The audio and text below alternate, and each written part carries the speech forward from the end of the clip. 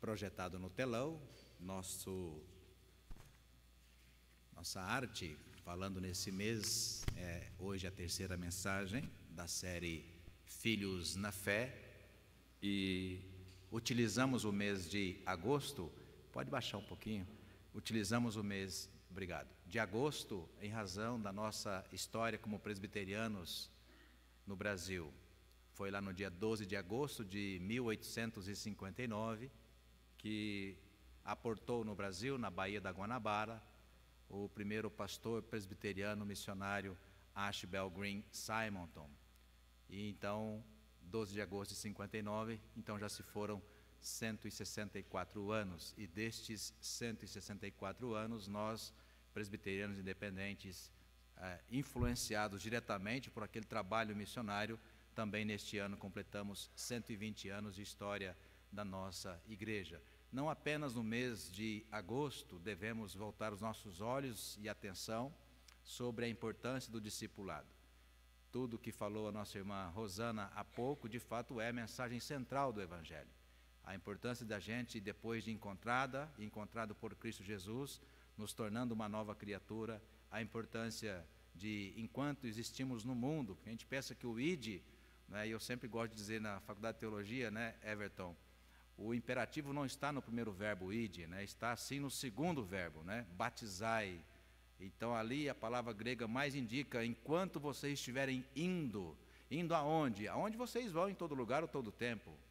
Porque durante tempos a tradição entendeu que quem tem que ir é o missionário, por isso que a gente não faz missão, né?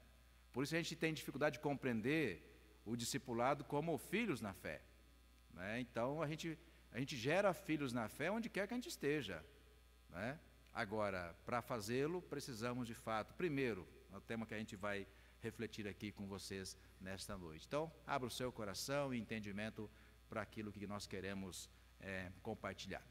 Próximo slide, então, você vai ter o título desta noite, Filhos na Fé, título do mês, e as causas da infertilidade espiritual. Abra comigo o texto de Jonas, não é muito distante de Mateus. Se você encontrar primeiro Mateus no Novo Testamento, comece a folhear à esquerda e rapidamente alguns vizinhos você vai encontrar o livro do profeta Jonas.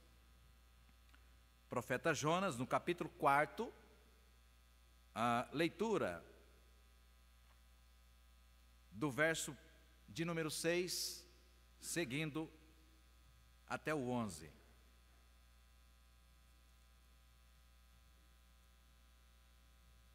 Profeta Jonas, capítulo 4, leitura do verso 6 até o verso 11, concluindo o livro. Pelo silêncio, imagino que todos encontraram, amém? Diz assim a palavra do Senhor: Então fez o Senhor Deus nascer uma planta que subiu por cima de Jonas, para que fizesse sombra sobre a sua cabeça, a fim de o livrar do seu desconforto. Jonas, pois, se alegrou em extremo por causa da planta.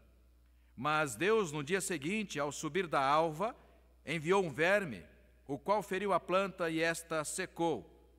Em nascendo o sol, Deus mandou um vento calmoso oriental. O sol bateu na cabeça de Jonas, de maneira que desfalecia, pelo que pediu para si a morte, dizendo: melhor me é morrer do que viver. Então perguntou Deus a Jonas: é razoável essa tua ira por causa da planta? Ele respondeu: é razoável a minha ira até a morte.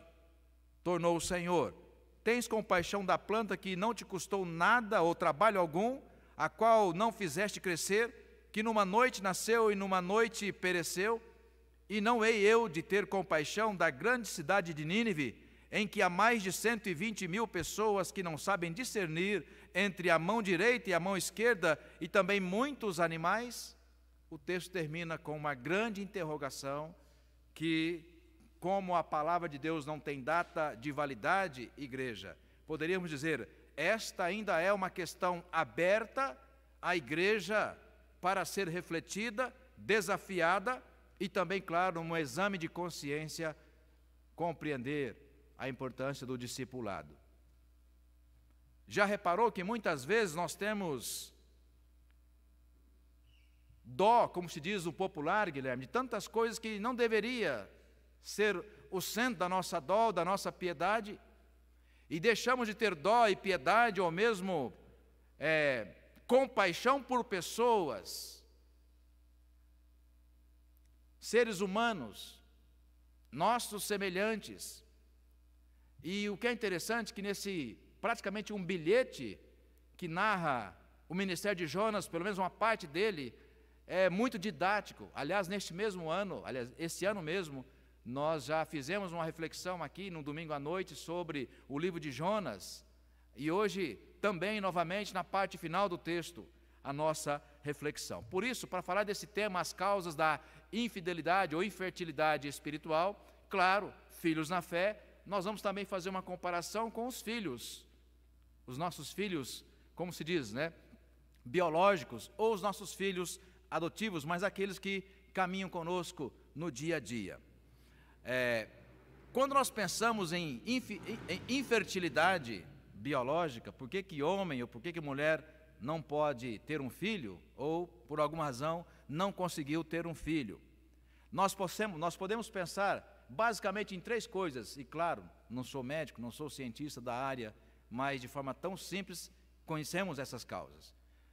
Há o que a gente chama de uma causa congênita, um homem ou uma mulher que nasce herdando da herança familiar, herança genética, não pode ter filho. Há também uma consequência, que é advinda de um acidente, ou mesmo, infelizmente, que é muito comum, pessoas que ficaram durante muito tempo usando drogas pesadas, é conhecido casos ou possibilidades, como consequência, ficar estéril, não poder, perder a sua fertilidade biológica. E há também, talvez a mais comum, sobretudo, presbítero Milton, em tempos modernos, contemporâneos, há a infertilidade, ou seja, pessoas que não têm filhos, por quê? Por razões deliberadas. Então vamos relembrar, pais ou pessoas, melhor dizendo, homens e mulheres querendo ter filhos, não os têm porque biologicamente estão impedidos. Outros ficaram também impedidos por consequências de ou acidentes ou mesmo de atitudes inconsequentes. Aquela que já citei, por exemplo, uso abusivo e por muito tempo de drogas pesadas. E por último, as pessoas que simplesmente escolhem não ter filhos. Tá? E se fizéssemos, já que estamos falando sobre filhos na fé, e se fizéssemos uma comparação com os filhos espirituais? Da mesma forma que nós estamos utilizando três elementos para dizer por que um homem, por que uma mulher pode ou não pode ter filho, ou não tem filho, filho biológico, vamos também, igreja, refletir sobre por que muitas vezes nós também não temos filhos espirituais. Eu também consegui pensar em três causas. A primeira delas é que a gente se encanta facilmente com religiosidade. Tenho há mais de ano falado sobre esse tema com vocês, os perigos que a nossa alegria, o nosso encantamento com a religiosidade causa. A gente muitas vezes fica muito satisfeita com o resultado da religião, né? Será mesmo que Jesus nos pediu, depois de convertidos, a nos tornar pessoas religiosas, ou seus discípulos, seus imitadores? Abra comigo, vamos pensar sobre a religiosidade. Veja o efeito dela. Abra lá Lucas, um pouco mais adiante aí, que você está em Jonas, abra um pouco mais adiante, Lucas, no capítulo 24. Vamos pensar sobre os efeitos nocivos da religiosidade. Lucas 24.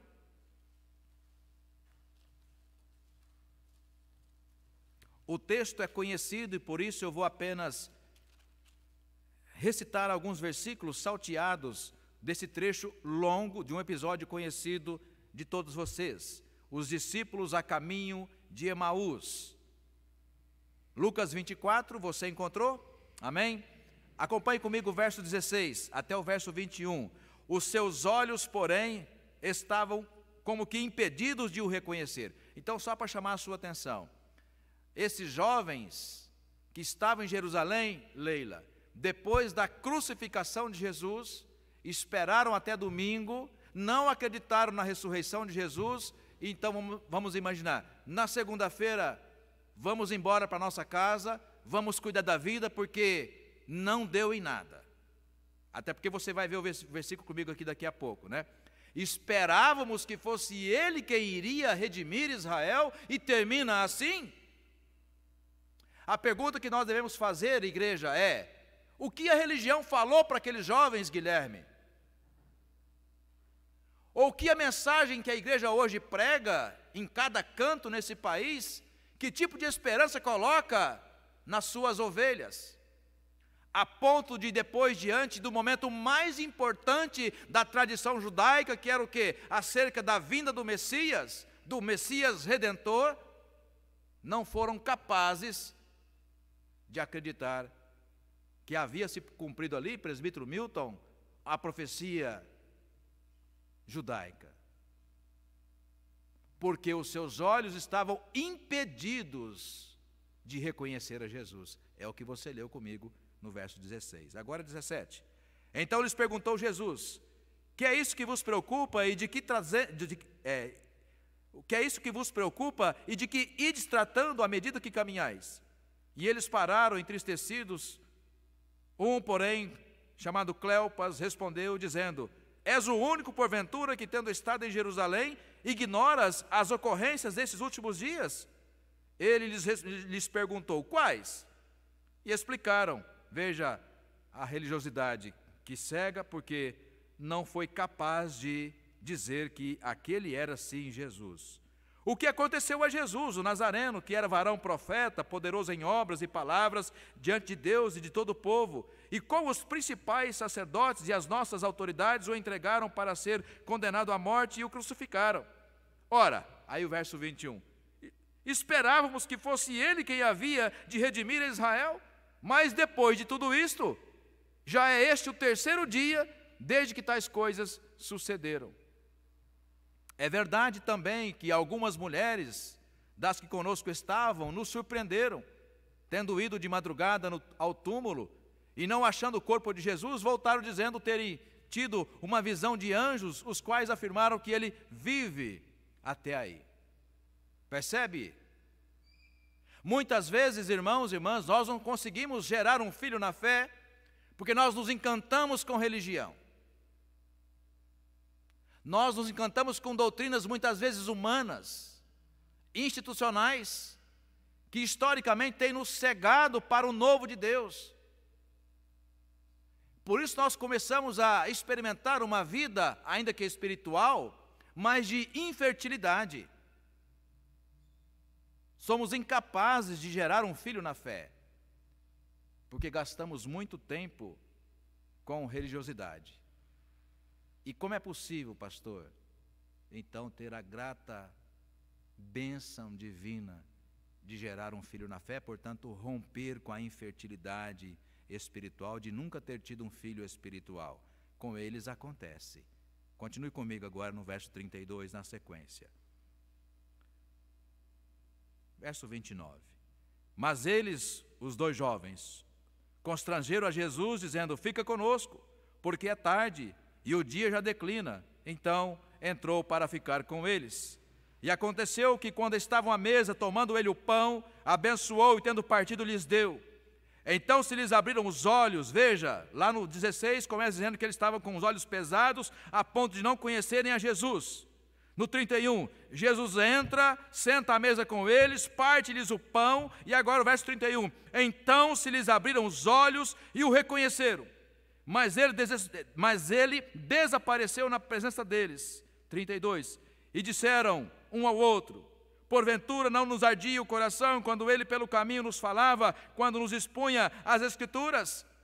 E na mesma hora, levantando-se, voltaram para Jerusalém. Veja, os mesmos jovens, onde acharam reunidos os 11, e outros com eles, os quais dizia: o Senhor ressuscitou e já apareceu a Simão. Então os dois contaram o que lhes acontecera no caminho e como fora por eles reconhecido no partir do pão. Até aí. Percebe, irmãos e irmãs? Naquele exato momento em que Jesus entrou na casa deles, tira-lhes as vendas dos olhos e coração, aquece-lhes o coração, aquela frustração cai por terra e eles voltam correndo para Jerusalém.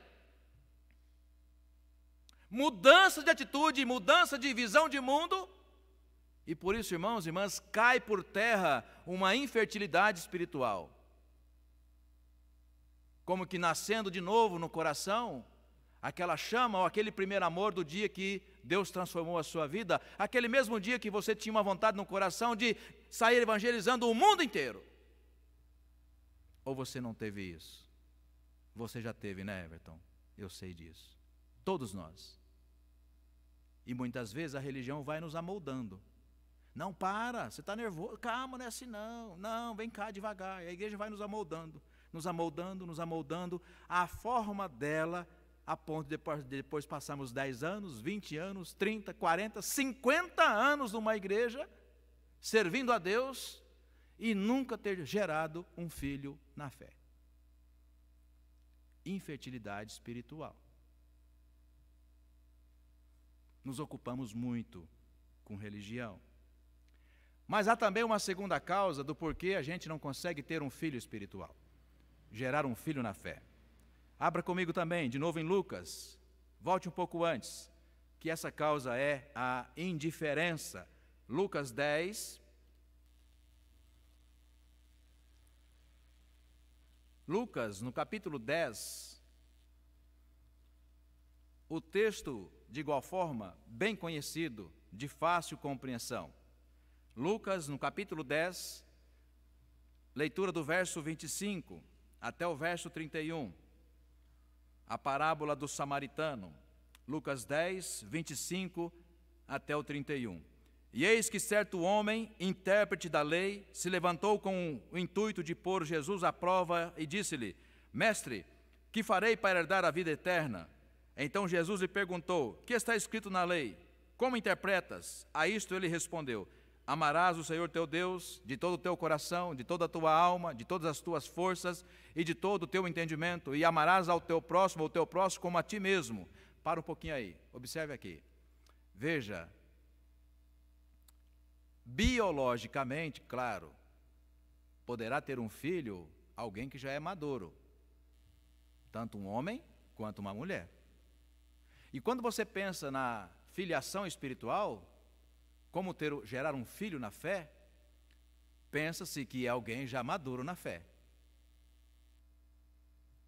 Este homem que vai até Jesus é um homem maduro, Milton, na fé, a ponto de fazer perguntas aparentemente difíceis a Jesus. Mas, de igual modo, era um homem bastante encantado com a religião. Talvez por isso, irmãos e irmãs, passamos tanto tempo sem ter oportunidade de gerar um filho na fé. Passamos, talvez, a maior parte da nossa vida administrando a nossa própria espiritualidade. Seria mais ou menos assim, aquela pessoa já madura, pronta para ser pai, para ser mãe, mas escolhe viver sozinha, com todo respeito, mas não foi para esse propósito que Deus nos criou. E daqui a pouco a gente vai conferir o texto. Então, na sequência, verso 28. Então Jesus lhe disse: respondeste corretamente, faze isto e viverás. Jesus, porém, querendo justificar, aliás, ele, porém, querendo justificar-se, perguntou a Jesus: quem é o meu próximo? Típica de religião, né? Jesus prosseguiu dizendo: certo homem descia de Jerusalém para Jericó e veio a cair em mãos de salteadores, os quais, depois de tudo lhe roubarem e lhe causarem muitos ferimentos, retiraram-se, deixando-o semi-morto. Casualmente, descia um crente, tá? Porque sacerdote era quem oficiava na sinagoga. Hoje seria um pastor, um presbítero, um diácono, um ministro de louvor, um crente. Deus deu a ele a oportunidade. Quer gerar um filho na fé?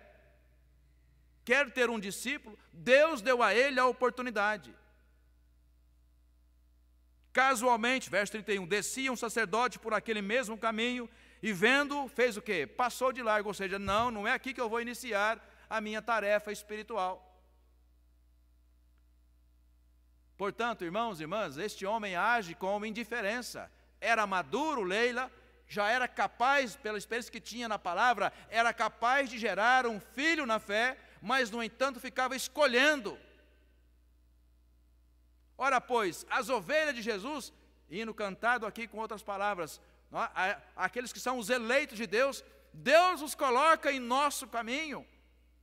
Não é você quem escolhe a ovelha que Deus quer fazer dela uma ovelha, um discípulo, uma discípula. Deus coloca no seu caminho. Ocorre que a gente quer escolher as pessoas a quem evangelizar. E geralmente a gente escolhe pessoas parecidas a nós.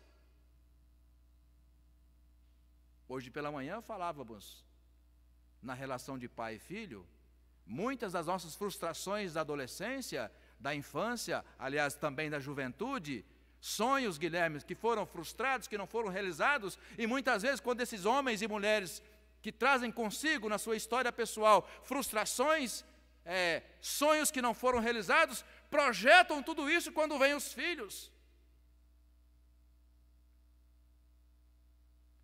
Como que os filhos já nascendo com essa carga de ter que solucionar problemas ou frustrações que os pais acumularam ao longo da sua juventude, da sua história. Por esta mesma razão, temos dificuldade de gerar filhos espirituais. Porque queremos encontrar o discípulo perfeito, tão parecido a mim, como a gente muitas vezes se acha. Quando a gente se acha um bom crente, a gente olha para aquela pessoa caída na calçada, ou aquele samaritano, a gente prefere dizer, não é aqui que eu vou começar o meu trabalho de adoção espiritual. Percebe? A indiferença também, irmãos e irmãs, produz em nós, Vera Fernandes, infertilidade espiritual. Há uma terceira razão também, porque nós muitas vezes alimentamos infertilidade espiritual. Também Lucas, um pouco mais adiante agora, no capítulo 18.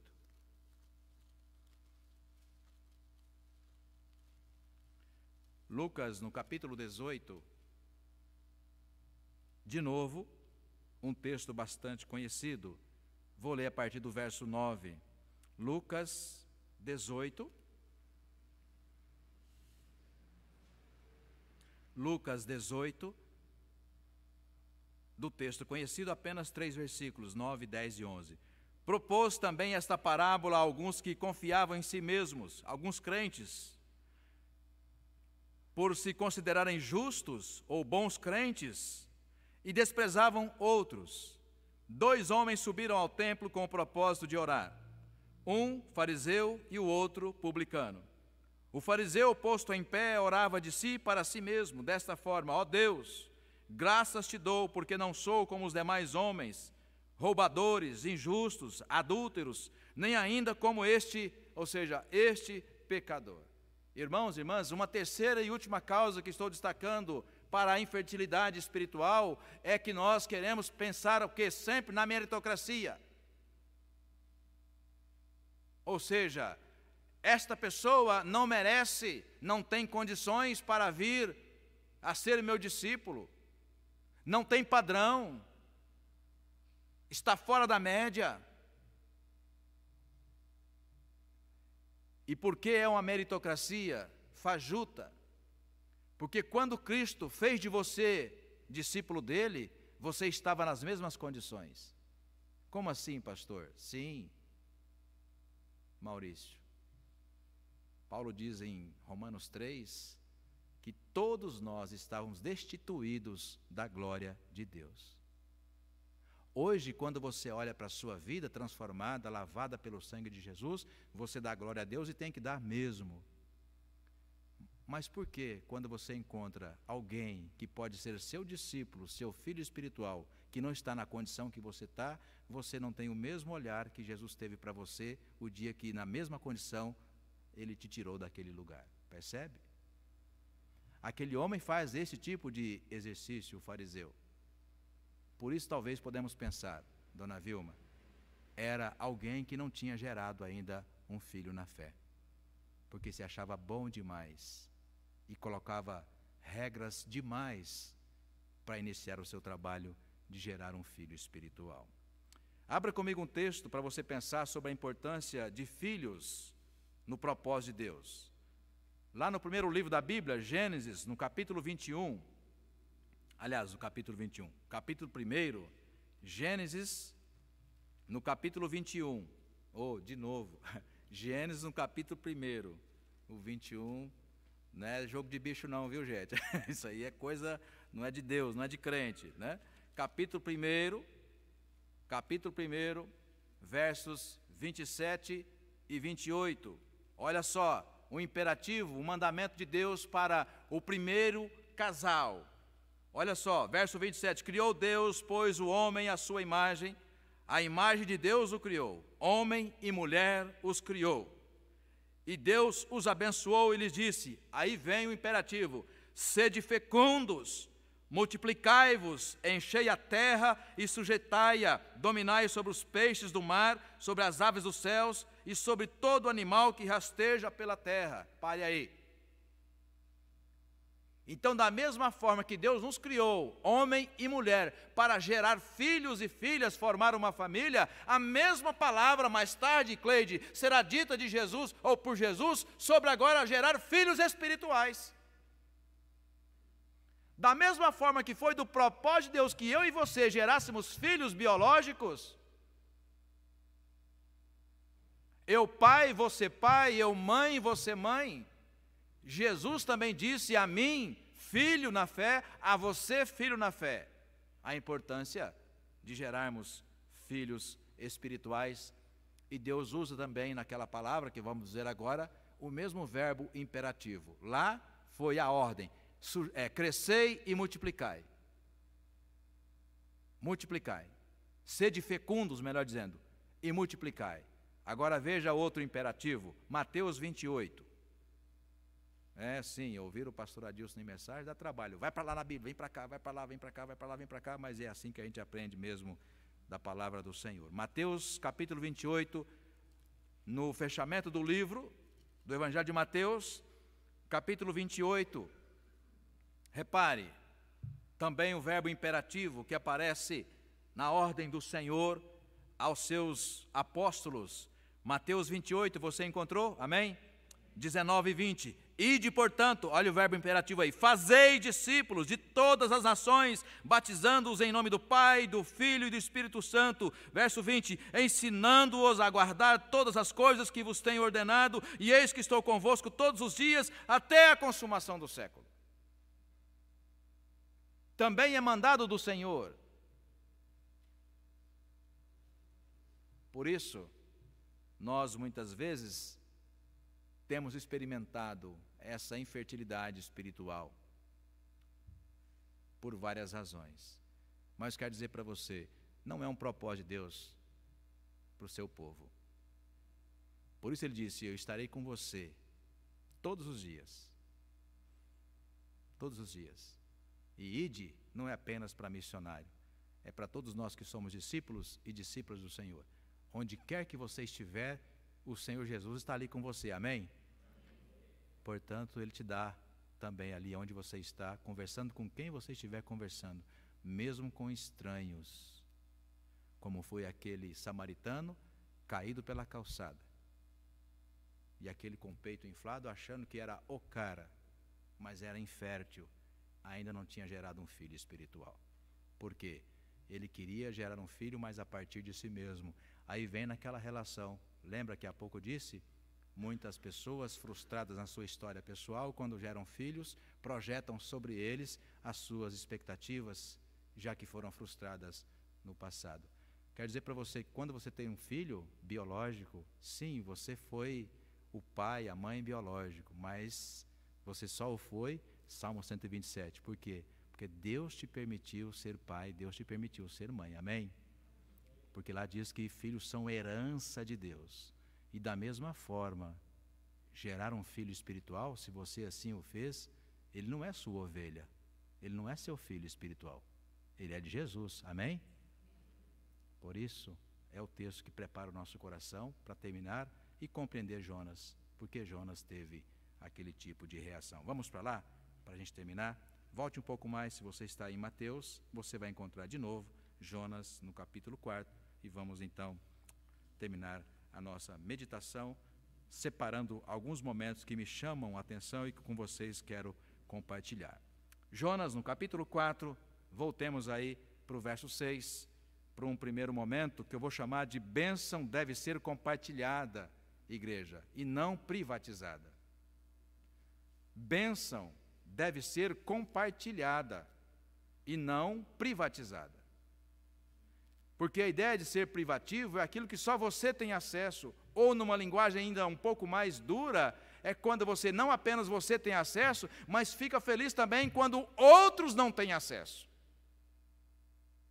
Sim, irmãos e irmãs, há na Escritura registro assim, e há também, muitas vezes, na história da igreja, também entre nós, pessoas que são gratas a Deus por serem uma nova criatura, Rosana, mas que não estão em nenhum momento dispostas, nas suas palavras no louvor, dispostas a compartilhar essa bênção que já receberam de Jesus, porque é uma nova criatura. Então vou insistir, a bênção da salvação, a bênção de ser uma nova criatura, não pode ser privatizada, não é exclusiva, não pode ser infértil.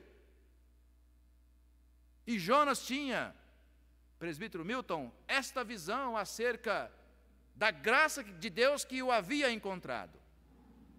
Por isso, no verso 6, repare, então fez o Senhor Deus nascer uma planta que subiu por cima de Jonas, para que fizesse sombra sobre a sua cabeça, a fim de o livrar do seu desconforto.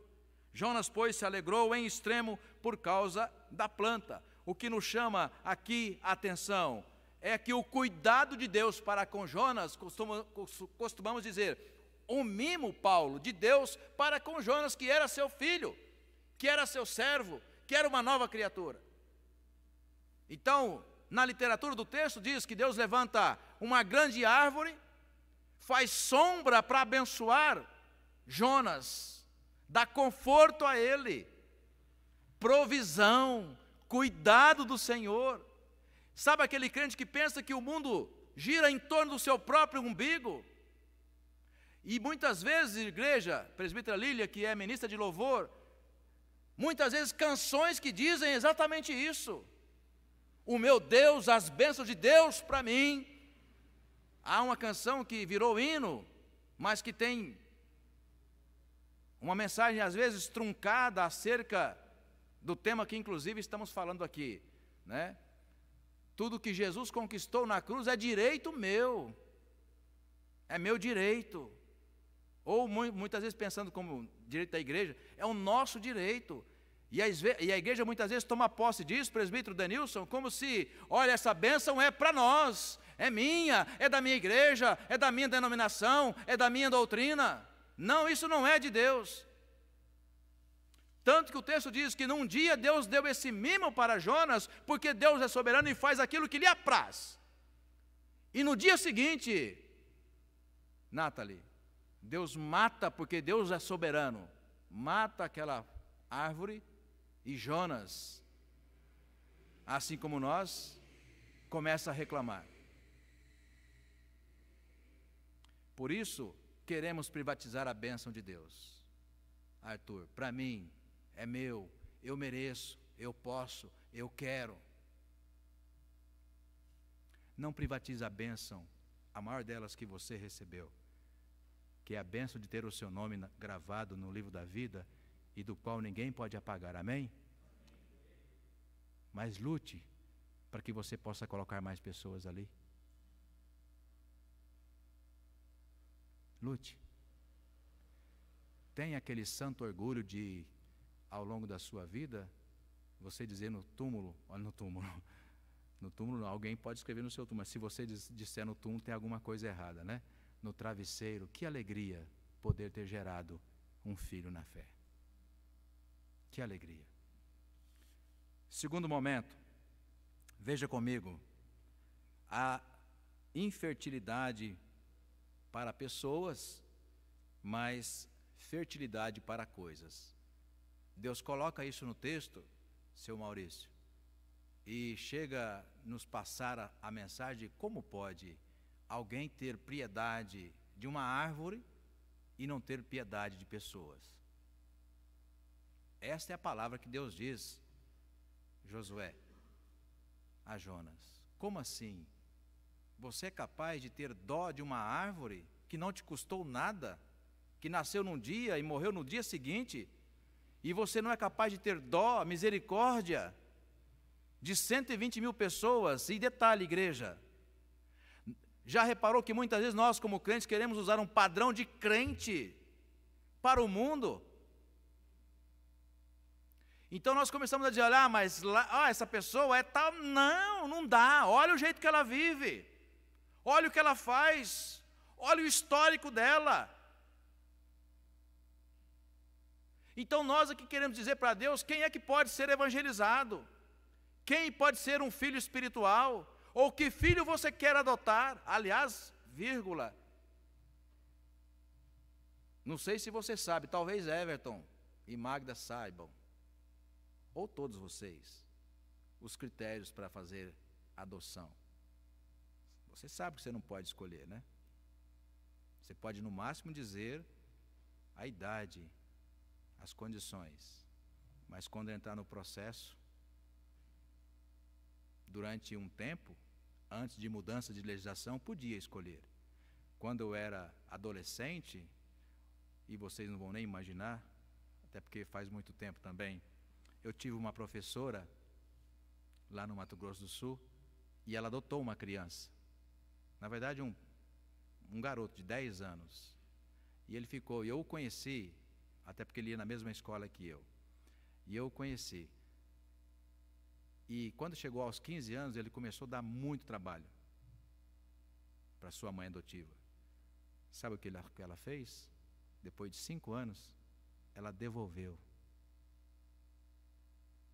Já pensou se nós pudéssemos devolver? Dona Magda, Dona Vilma, só devolver esse cara aí que está te dando trabalho, né? Já pensou? Às vezes é isso. A gente quer pensar que Deus tem que usar o mesmo critério. Quando um crente começa a dar trabalho, ou para não dar trabalho na igreja, não vou trazer aquelas pessoas não. O padrão que elas vivem é esta mensagem que Deus está agora falando ao coração de Jonas. Ora, pois, como assim você é capaz de ter piedade, dó de uma árvore, e não é capaz de ter piedade de 120 mil pessoas que não sabem discernir entre a mão direita e a mão esquerda, ou seja, são ímpios, estão nas trevas e precisam da luz de Deus? Nós os julgamos, sem lhes dar a chance e a oportunidade de conhecer a Jesus. Não, esses não servem. Então, de novo dizendo, para terminar, foi a mesma palavra que Paulo disse em Romanos, que todos nós, sem Cristo, ou antes de Cristo, estávamos destituídos da glória de Deus. Talvez você poderia não cometer os mesmos pecados que outros lá fora cometem, mas isso não te faz melhor, porque também você estava fora do reino de Deus. Você só entrou o dia que Deus te chamou, te separou. Então, aqueles que estão lá fora, ou aqueles que estão no seu ambiente de trabalho, sim, que quando você olha para ele, vai, meu Deus do céu, sim, são eles os filhos que você pode gerar, caso você entenda que essa infertilidade espiritual deva ser quebrada em nome de Jesus. Amém? Que Deus assim, irmãos e irmãs, nos abençoe em nome de Jesus.